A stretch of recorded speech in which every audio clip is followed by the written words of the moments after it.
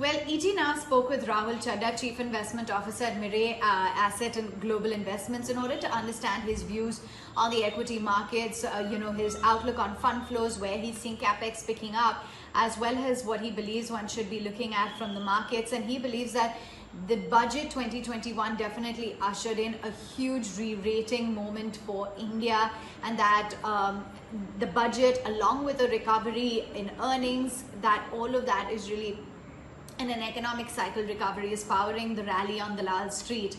So he believes that this resilient rally reinforces his positive view on India. While inflation does remain a concern, he believes it's more long-term in nature, so it's going to be more of a concern in 2022.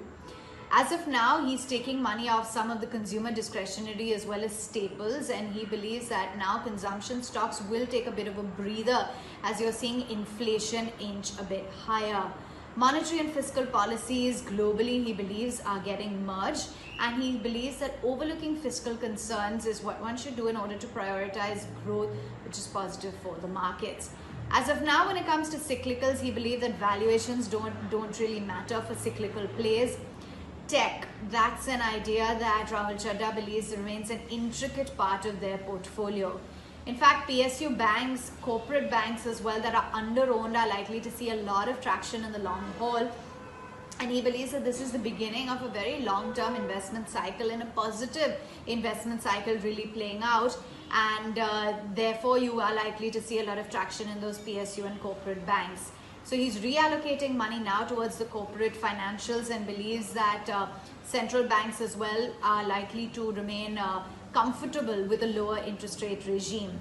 Consumer staples, according to him as well, are most likely to are at a peak cycle profitability. Industrials, financials, that's where he believes that valuations are currently looking rather comfortable.